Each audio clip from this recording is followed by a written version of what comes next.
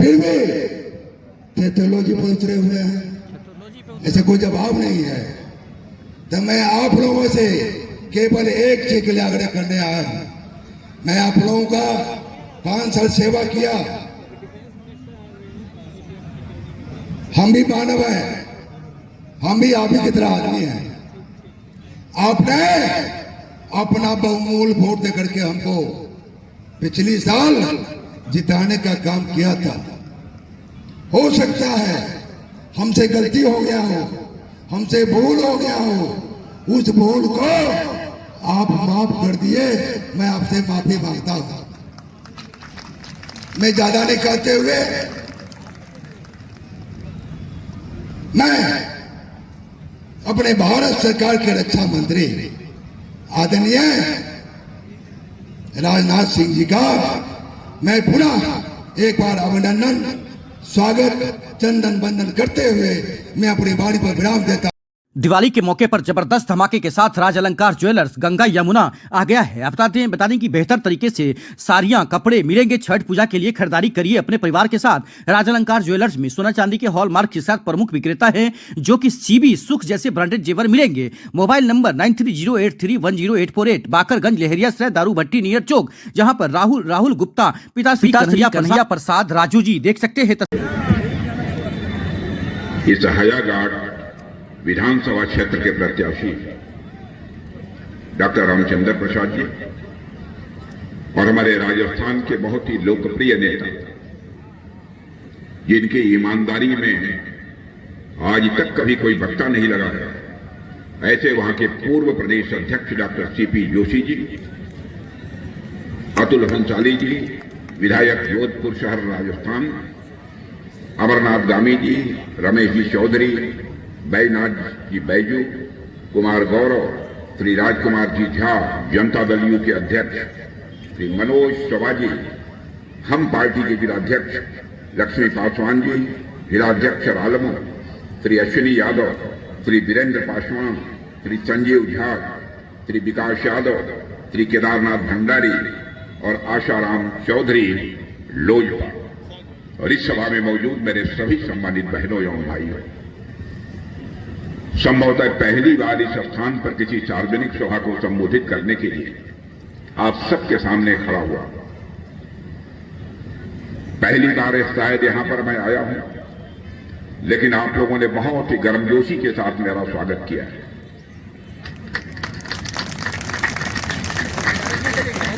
भारत की परंपरा है और शिष्टाचार का तकाजा है, स्वागत, अभिनंदन और सलाम दुआ कभी एक तरफा नहीं होना चाहिए। इसलिए मैं भी अपनी तरफ से शीश झुकाकर आप सभी बहनों भाइयों का कि महाकवि विद्यापति जी की इस भूमि पर मुझे आने का अवसर प्राप्त हुआ है, जिन्होंने अपनी लेखनी के माध्यम से मैथिली भाषा एवं संस्कृति को केवल भारत में ही नहीं बल्कि विश्व में गौरवान्वित किया है। यह माता के सीता के त्याग और तपस्या की यह भूमि है। यदि मैं कहूं, यदि मैं यहां आया हूं तो मां सीता का भी आशीर्वाद आप सबको तो प्राप्त है ही, मुझे भी माता सीता का आशीर्वाद प्राप्त होगा।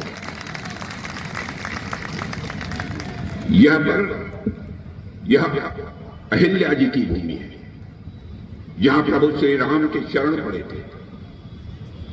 माने इस भूमि की महत्ता जितनी भी गाई जाए, जितने भी कही जाए, मैं समझता हूं वो अपने में बहुत कम है मेरे बहनों भाई। और आज यहां पर मैं आया हूं तो रामचंद्र जी के लिए वोट मांगने आया हूं, भारतीय जनता पार्टी के जो हमारे प्रत्याशी हैं। मैं आपको धन्यवाद देना चाहता हूं कि रामचंद्र जी को पिछली बार भी आप लोगों ने भारतीय जनता पार्टी के प्रत्याशी के रूप में चुनकर बिहार की विधानसभा में उन्हें भेजा था। 5 साल में उन्होंने अच्छा काम किया कि खराब काम किया, यह तो मैं नहीं जानता, लेकिन बहनों भाइयों, रामचंद्र जी के बारे में जितनी बात मैं जानता हूं, उस आधार पर मैं यह दावे के साथ कह सकता हूं, कोई यह शिकायत कर सकता है यह काम करना चाहिए था, रामचंद्र जी ने नहीं किया, वह काम करना चाहिए था, रामचंद्र जी ने नहीं किया, लेकिन कोई मां का लाल उंगली उठाकर नहीं कह सकता कि रामचंद्र जी के दामन पर कोई भ्रष्टाचार की दाग लगी हुई हो, या कोई नहीं कह सकता। भारत की राजनीति में ईमानदारी, भारत की राजनीति में शुचिता का निर्वाह करना मेरे बहनों भाइयों, यह कोई आसान काम नहीं है। आपने देखा यहां पर राजद के लोगों ने किस तरीके से बिहार को केवल हिंदुस्तान में ही नहीं बल्कि सारी दुनिया में बदनाम किया है। क्या क्या आरोप लगते हैं। जो यहां का मुख्यमंत्री रह चुका हो उसको वर्षों तक जेल की हवा खानी पड़ती है। क्या हर बिहारवासी का इससे मस्तक नीचा नहीं होता?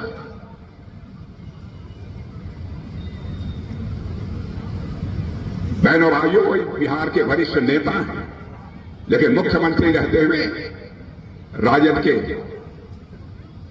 उन नेताओं ने जो कुछ भी किया, आज पूरे परिवार के ऊपर भ्रष्टाचार का आरोप लगा हुआ है। मैं समझता हूं कि यह बहुत बड़ी वेदना का विषय है। केवल आपके लिए ही,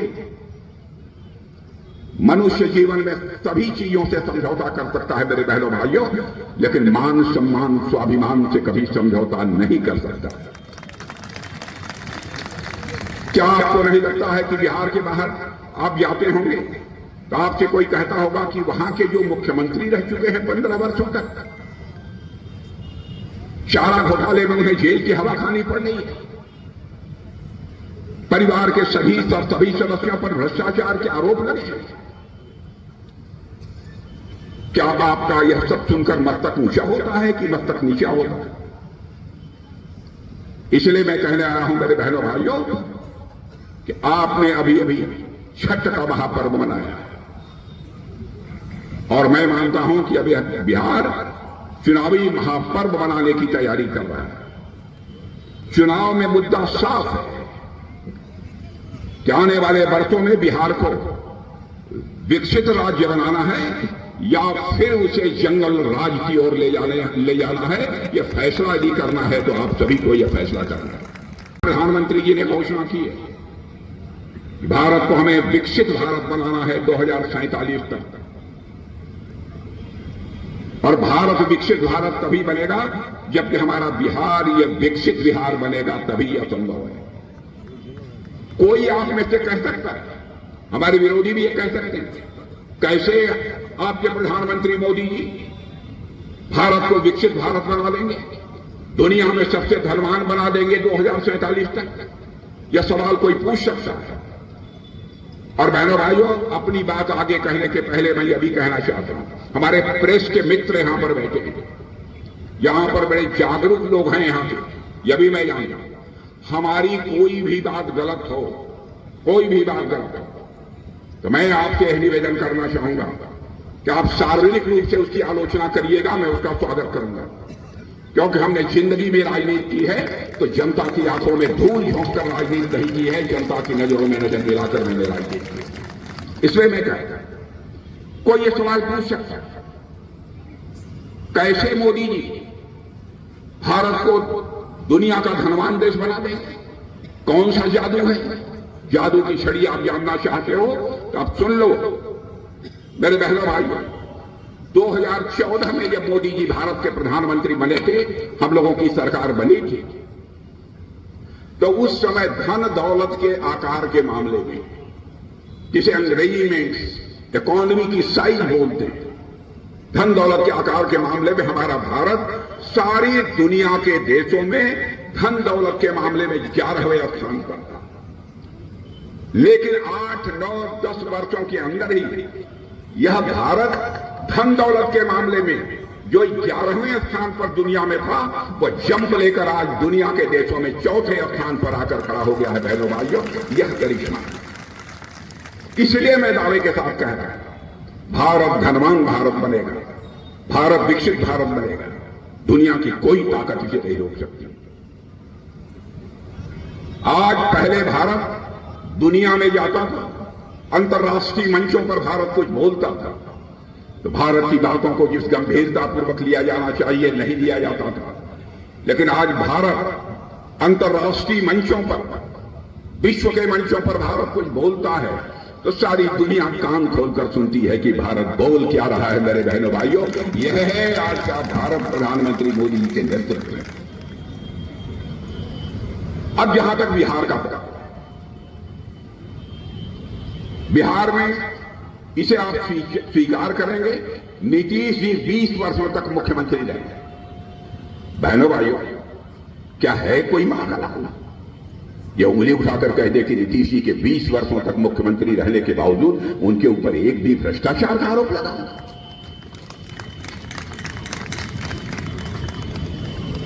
काजल की कोठरी में रहकर कोई बेदाग निकल करे, क्या यह छोटी बात है?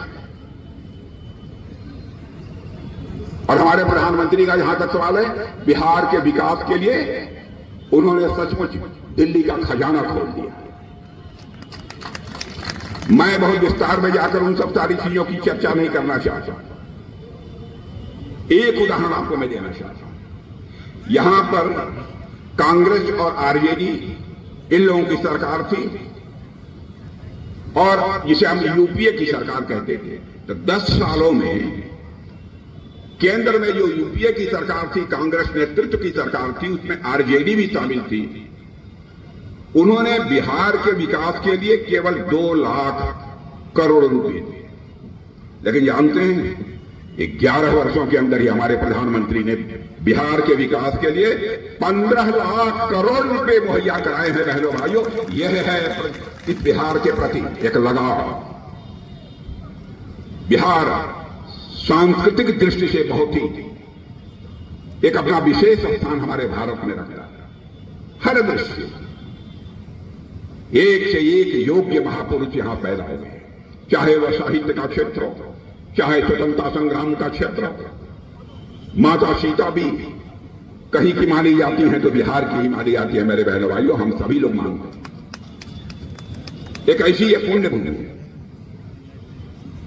लेकिन क्या हो गया, इसके पहले कांग्रेस की जो सरकार थी, कांग्रेस नेतृत्व की यूपीए सरकार, क्यों नहीं उसने विकास किया? आज दोनों लोग एक दूसरे से गले से गला मिलाकर भारतीय जनता पार्टी के नेतृत्व की एनडीए को हराना चाहते हैं, नीतीश जी को कुर्सी से हटाना चाहते हैं, और नीतीश जी के ऊपर भी अनावश्यक अब भ्रष्टाचार का आरोप नीतीश जी पर नहीं लगा सकते। कहते हैं नीतीश जी अब हो गया बहुत। लेकिन बहनों भाइयों, जो ईमानदार व्यक्ति है, जो ईमानदार व्यक्ति है, ताजपोशी होनी चाहिए तो उसी की ताजपोशी होनी चाहिए। इन लोगों ने तमाशा बना दिया। और आप जानते हैं, अभी आरजेडी ने, राजद ने चुनावी घोषणा पत्र जारी किया और उसने कहा है कि हर व्यक्ति के एक घर में एक को हम सरकारी नौकरी देंगे। मैं आपसे पूछना चाहता हूं, यह संभव है? मेरे बहनों भाइयों, जो समझदार लोग हो, कम से कम उनसे मैं पूछना चाहता हूं कि लगभग यहां 2 करोड़ 80 लाख घर हैं। क्या कोई ऐसा महापुरुष आ सकता है जो कि सभी घरों में 5 साल के अंदर सबको एक एक पक्की सरकारी नौकरी दे?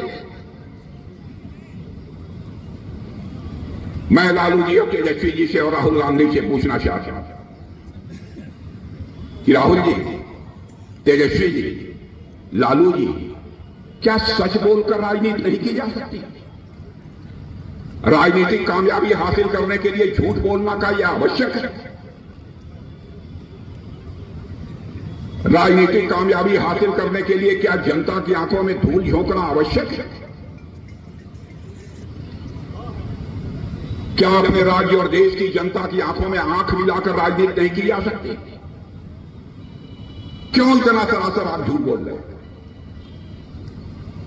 और कहते हो आपकी नीतीश कुमार जी ने कुछ किया ही नहीं, यहां एनडीए की सरकार ने कुछ नहीं किया?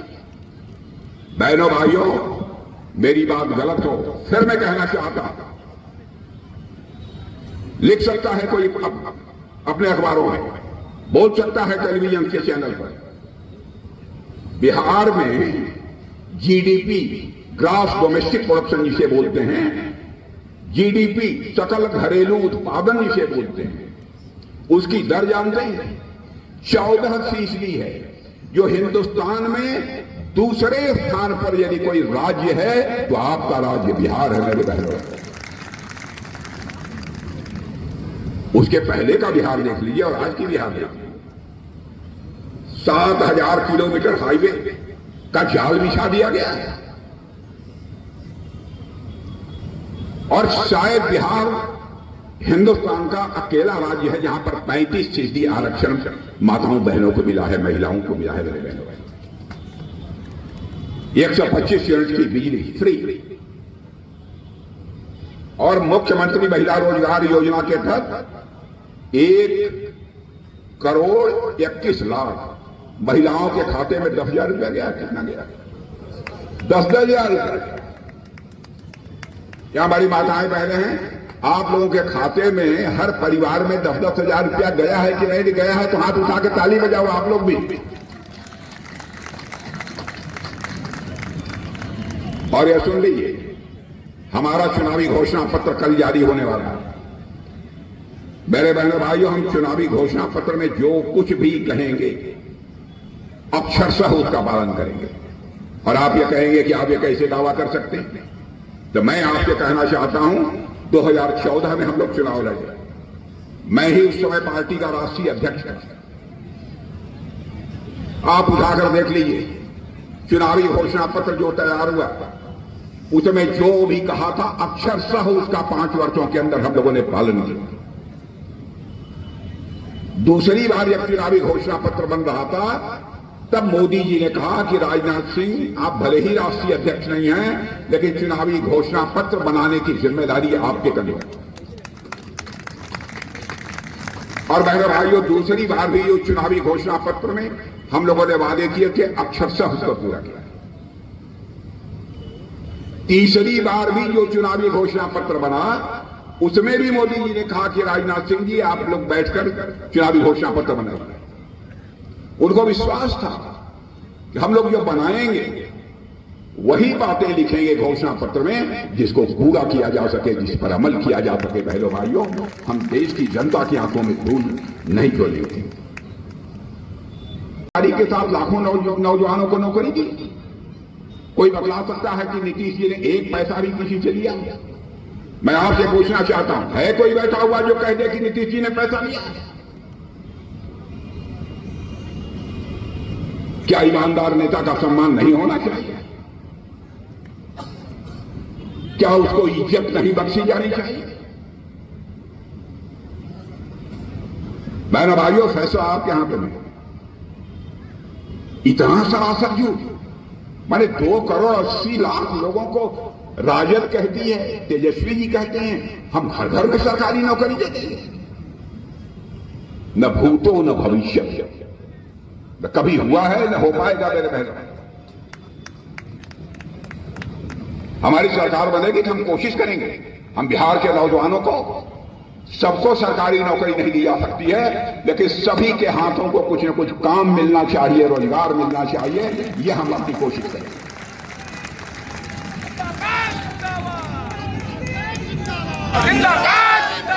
यह हम कोशिश करेंगे और हम कोशिश करेंगे। मैं समझता हूं आप सबका भी सहयोग प्राप्त होगा, तो उसमें हमको निश्चित रूप से कामयाबी मिलेगी।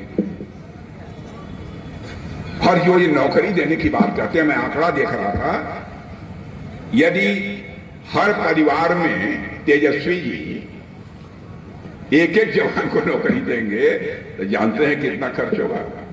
12 लाख करोड़ रुपया। एक आदमी को 35-40 हजार रुपया मिला महीने वेतन, तो 12 लाख करोड़ रुपया खर्च होगा। जानते हैं बिहार का बजट कितना है? 3.17 लाख करोड़। बताइए, 3-3.25 लाख करोड़ जिसका बजट है, उसमें 12 लाख करोड़ की बात कर रहे हैं। कहां से पैसा लाए?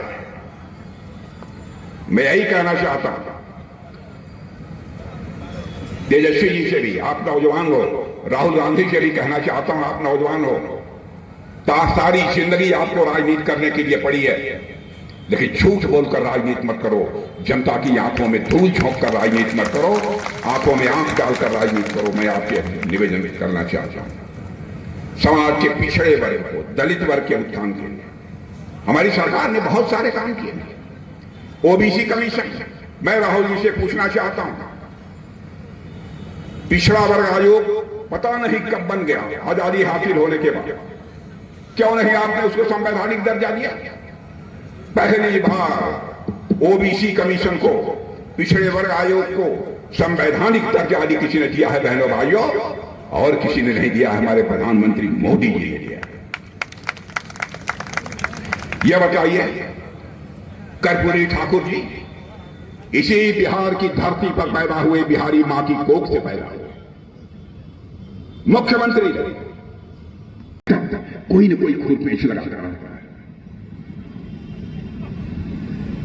आदत खराब हो गई थी पहले। आपने देखा कि 2 बार एयर स्ट्राइक, सर्जिकल स्ट्राइक हुई पाकिस्तान पर, फिर भी नहीं माना। और इस बार पाकिस्तान से आतंकवादी आकर कश्मीर के पहलगाम में निर्दोष हमारे भारत के नागरिक जो अपने परिवार के साथ वहां घूमने गए थे, धर्म पूछ कर मारा। और यह कहा कि अपनी नेकर उतारो, जंघिया उतारो, देखना चाहता हूं तुम किस धर्म को मानने वाले हो। क्या तमाशा।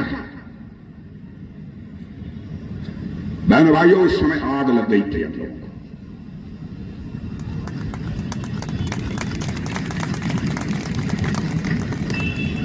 लेकिन फिर भी आपने देखा कितने संयम का हम लोगों ने पालन किया। जाति, धर्म और मजहब के आधार पर हम राजनीति करने वाले लोग नहीं हैं, इंसाफ और इंसानियत के आधार पर राजनीति करने वाले हम लोग हैं। संयम बरता हम लोगों ने।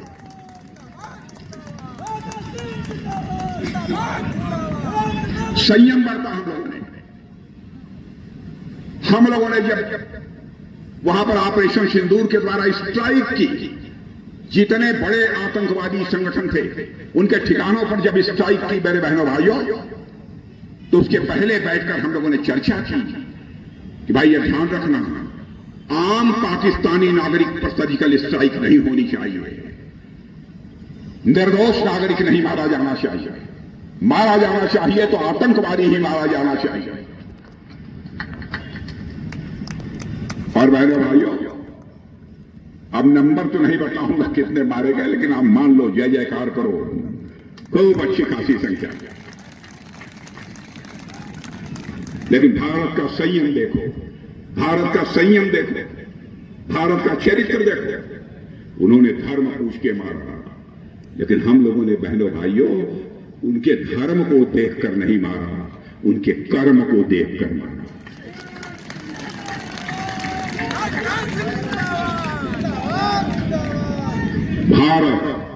भारत दुनिया का अकेला देश है बहनों भाइयों, इसने यहाँ के ऋषियों और मनीषियों ने भारत की सीमा में रहने वाले लोगों को ही अपने परिवार का सदस्य नहीं माना है, बल्कि पूरे विश्व की धरा पर रहने वाले लोगों को अपने परिवार का सदस्य मानते हुए वसुधैव कुटुंबकम का संदेश सारे विश्व को दुनिया के किसी देश ने दिया है तो केवल और केवल हमारे और आपके देश भारत ने दिया है।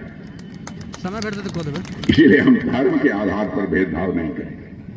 प्रधानमंत्री ने जो पैसा भेजा है हमारे मोदी जी ने लोगों के खातों में, यह देखा कि यह मुस्लिम महिला है, यह देखा कि यह मुस्लिम किसान है, किसान है तो है, सबके खातों में पैसा है। और यहां एक जाति पात की बात करते हैं, कहते मैं आऊंगा तो वक्फ बोर्ड वक्फ बोर्ड में जो संशोधन हुआ है उसको समाप्त कर देंगे। अरे इतना झूठ। बहनों भाइयों, संसद का कानून है, कोई बांका लाली से समाप्त नहीं कर सकता, कोई राज्य नहीं कर सकता। मैं प्रेस के दोस्तों से कहना चाहता हूं, मेरी बात गलत हो तो लिख देना।